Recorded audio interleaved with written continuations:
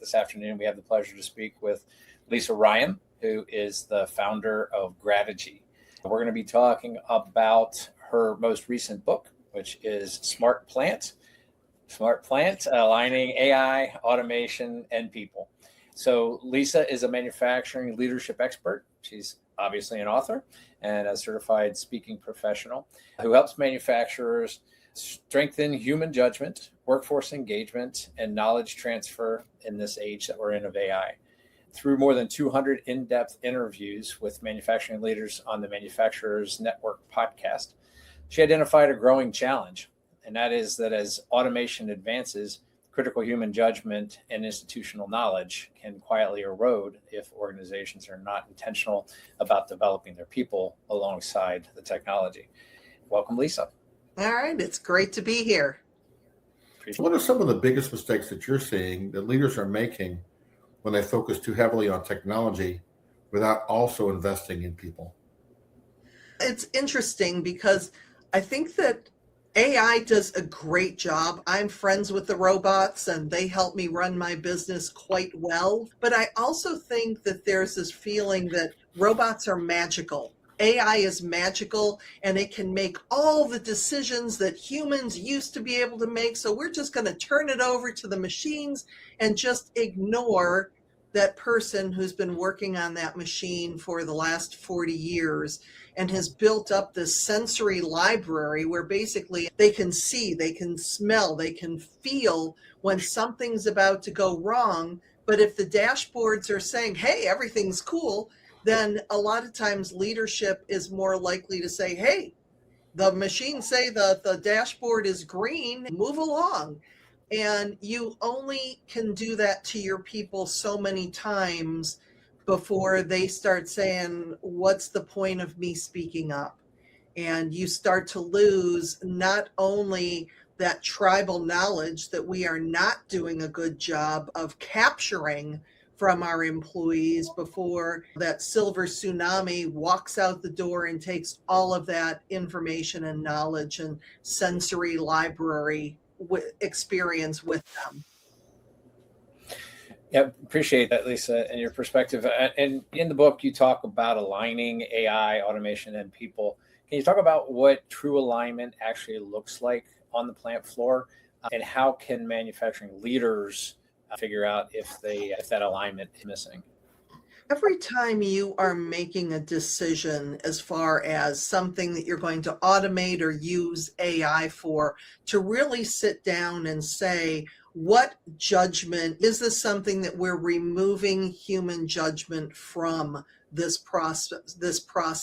There's going to be some processes where it's just, okay, humans don't need to get involved as much, but where there's critical decisions that can be made. And it's interesting because there's examples in the book, for example, where Oak Ridge Industries had 6 managers on the floor. And they're like, you know what?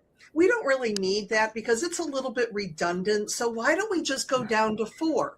It makes perfect business sense, right? You're saving the payroll, you're becoming more efficient. But what they didn't consider was by having the 6 managers, they were able to spend more time with the people. They were actually able to walk through the plant, to see what's going on, to connect with their employees, versus when they went down to only 4.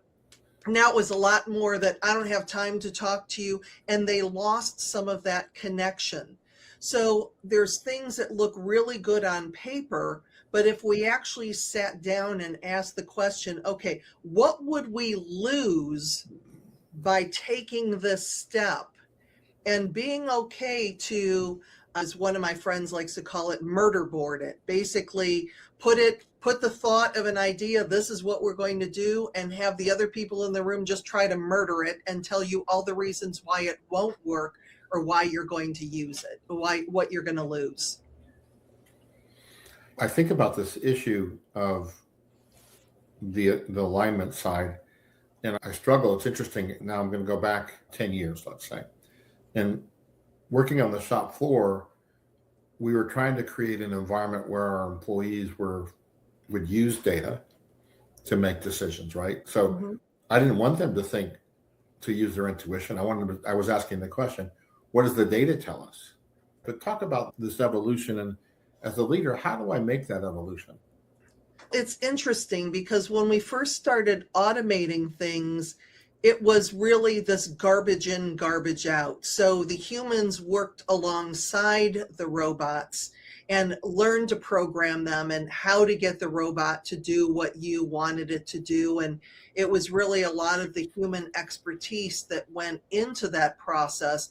But as AI continues to actually learn and continues to learn and gets better making decisions. The problem with AI is that it makes decisions based on past performance. It doesn't have the ability to make those judgments as far as, okay, what happens? What is that one off that can potentially happen? That again, somebody on the line who's been working with that vendor or working with that part or doing that particular process is going to know, oh, okay, when we get this part in and it's cold outside, we have to let it sit a little bit more or whatever. The robots, because we don't take in consideration the one-offs. And I Mhm. think that's the difference in that automation from 10 years ago, you had more of them working side by side instead of the AI making more of the decisions today. And we're just like, hey, you're doing a great job. Go ahead. I'm curious, over my career, historically, we used to try to lock the process down as much as possible. And then the data coming out, as Mike was talking about, is really around the exceptions, right? So I have a trigger, I have an alarm, I have a warning, I'm slowing down, whatever it is. So do you see, it sounds from the conversations that you're talking about here that we're talking about what's getting automated is it different types of decisions, right? It's not just let me know when there's a problem. The AI potentially could be looking at any number of different variables or inputs or what have you. I guess do you see that as being a difference that the tools today are opening up what's possible for people in their day-to-day operations? They're definitely opening a lot of things up in the operations. The caution is, and when I was working with one association, they were very focused. I went to one of their safety meetings. It was actually in the textile industry. And they are talking about the policy and standards versus the norm.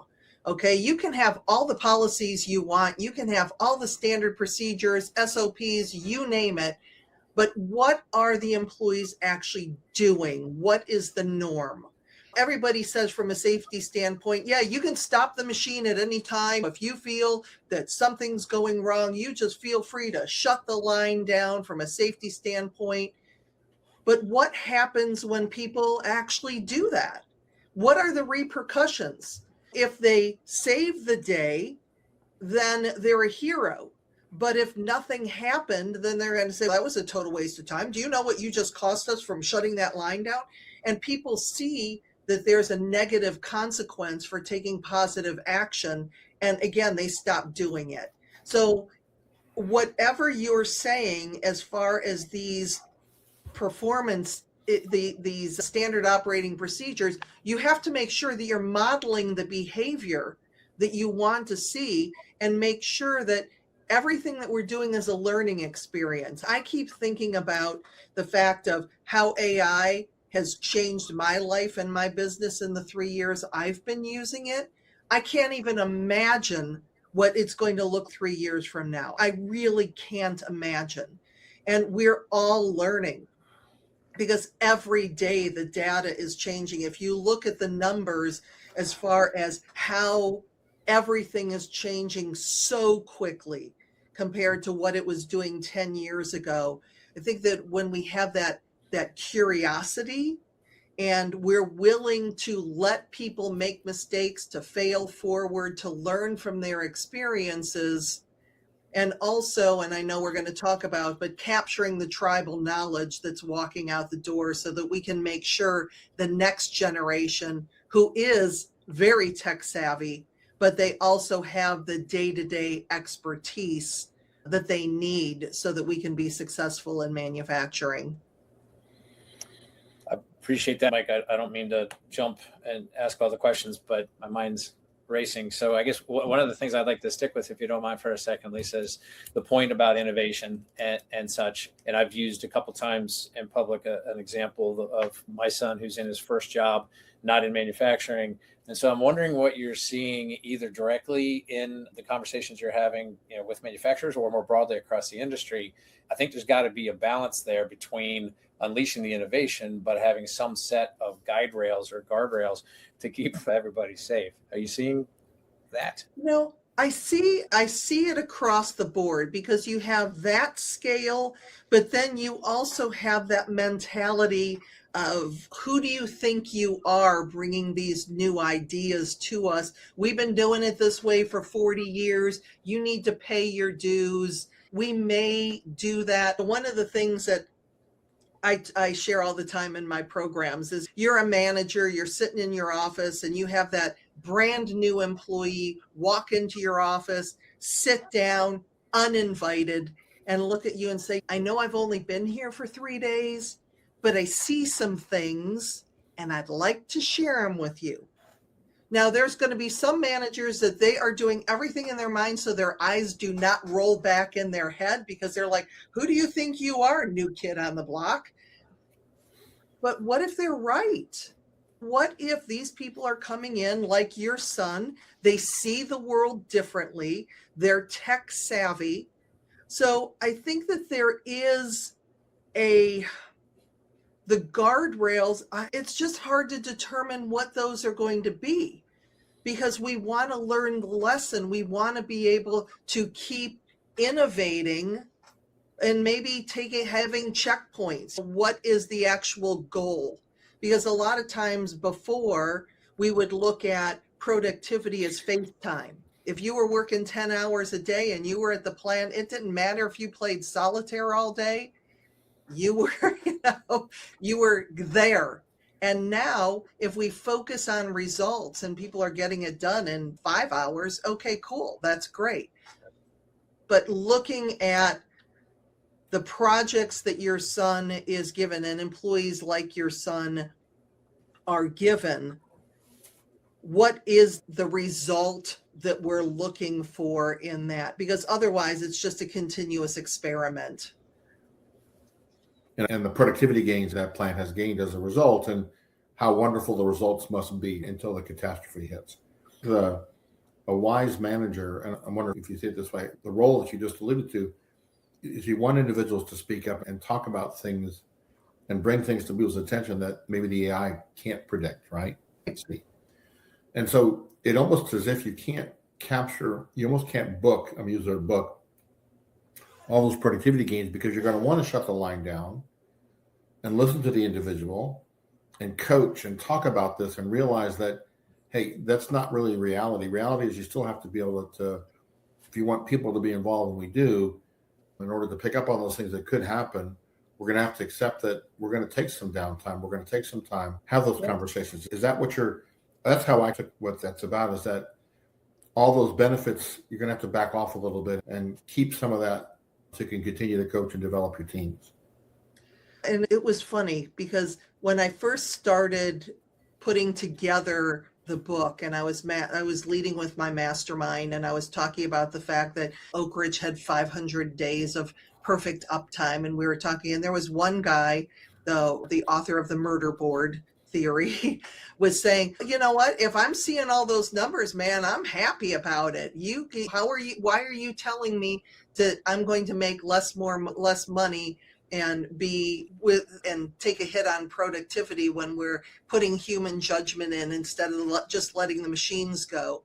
So I really had to think about that and look at different aspects. If we look at the cost of, if they would have just listened to Marta or listened to Devin when he first reported that bearing wasn't sounding right, then how much would that have saved them from shutting down the line for a couple hours to repair the bearing versus having 6 days that the plant sat idle? So when we're looking at just what could happen, the other thing is, if we think about the plants that have been around for a long time, and now with venture capital coming in, and they are concerned about let's make money now instead over the long term. Everything that we're talking about is for the long term productivity and viability of the organization with the employees, adding that in. But if we're looking at our focus on years instead of quarters, I think that may take a little bit of that kind of fear away. I don't know if that answered your question. No, it reminds me of a plant I worked in, and the folks that worked there that ran the line, they would ask the question of the leadership, are you an owner or are you a renter? The concept being that about the short term, making their impact, getting out of there. But if you're an owner, you're thinking about the long term. And for a lot of them, if they perceived you as a renter, they knew they could outlast you. Hey, you may want me to do something different, and I may soft it a little bit and answer yes, and maybe do it halfway because I knew you'd be gone in a period of time. I think what you're talking about is, do we really as leaders take and act like owners for our facilities and our folks, so that we think about the decision today, but also maybe when we're not there in 10 years, what's this going to be like? What kind of environment or culture are we trying to create? I'm wondering, on top of that, Lisa, do you see that this is obviously a massive leadership challenge, opportunity, issue, et cetera? Do you feel that manufacturing leaders are ready at the speed with which this is coming at us, right? Do you think that by and large that they feel comfortable, that they know what AI is, where it fits, et cetera, to be able to lead? No, I think as with any organization, that there's going to be people who are really good at it. But for the most part, because it's just changing so fast, we don't know. And we don't have there's all these misconceptions about the younger people coming into the workplace, that they don't want to work and they don't want to be loyal and they just want to come in and have all these expectations. And they think differently. Back in the day, it was this mentality that if you want to work for my company, you have to change to work for me. The organizations that are going to be the most successful are the ones that are thinking, how can I change my organization and my culture to attract the people that I need for long-term success? We need to change the philosophy. And as many associations as I speak to, most of them get it, or are at least trying to get it. They're learning about it. Yeah. But there's always in the room at least one or a couple people that think that this is nothing but a bunch of psychobabble BS. All I need to do is just pay my people more money and they'll stay. No, they won't. We create the workplace culture. And if you look at human judgment, which is what the book focuses on, human judgment being part of the infrastructure, putting it every bit as important as marketing, as finance and accounting, all the other things that we keep track of. When we focus on our workplace culture and the integration of technology with humans, and look at everything and know that whatever we think today, just like the weather in Cleveland, it's going to be different tomorrow. Yeah. I mean, that really honestly brings me back to the point of your book, right? If people are not yet ready to lead because they don't necessarily feel confident in understanding what AI is, if you take a technology only approach to it, you're going to have serious problems, right? Yeah. And employees have to be in that, because a lot of times I speak at a lot of conferences and there's vendors there and they have all these bright, shiny objects and this new technology that's super cool. But unless they're getting the buy-in from their people to say, hey, this is how we can integrate our system that's been around since the 1960s, and people who are coming in that don't even know how to turn a wrench, for goodness sake. So how do we make sure that not only are we integrating the technology that we need, but we're getting the buy-in from our employees who are willing to do it? You know what? We're automating this area to make your life easier because we know that this is a crap part of your job and it's physically straining on you. So we want to be able to automate this so that you can be more involved in more strategic part of the operation, whatever it is. But we're having those conversations with our employees, being as transparent as we can as far as the why we're doing this, and also being open to their feedback to say, hey, that sounds like a great idea, or did you ever think about this? Hey, I just got this new app, whatever it is. But it's really about communication. So what's going to separate the winners from the losers, let's say in 10 years, besides what you've already talked about? Anything that comes to mind? Part of it is really, again, going back to that tribal knowledge, that legacy.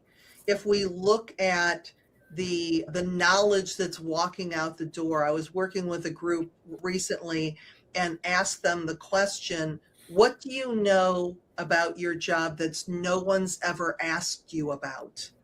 And it was really an interesting discussion because it's one of those things that we don't even know what we know because we've been doing it for so long.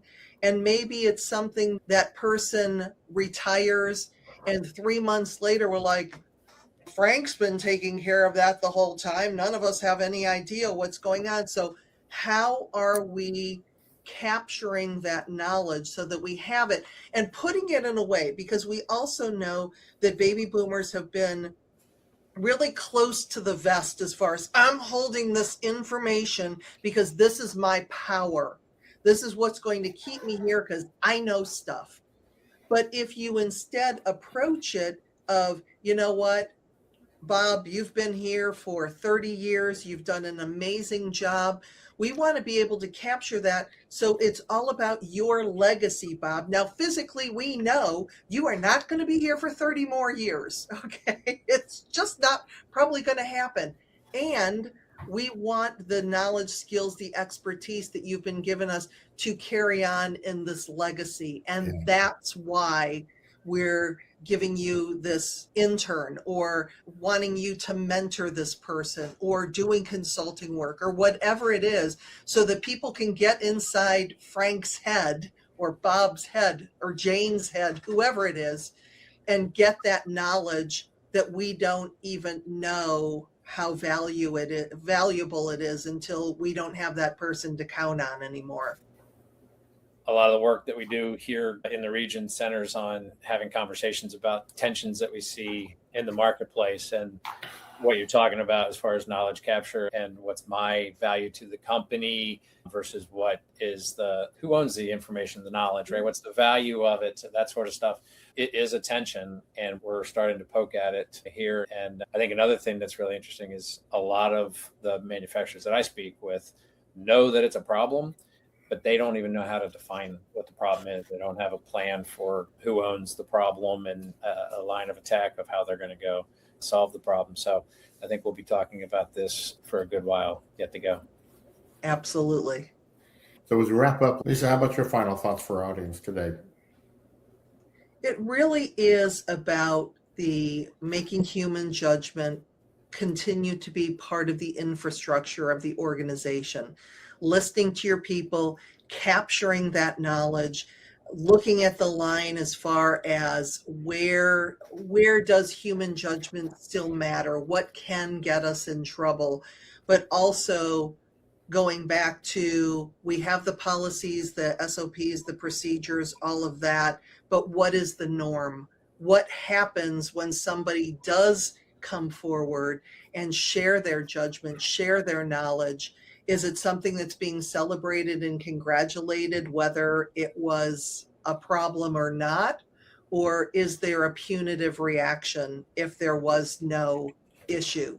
So these are things that's certainly not going to be solved overnight, and there's not going to be one fix for everything. Every single situation is going to be different as technology continues to grow. But people, we're always going to be here and we're always going to need them.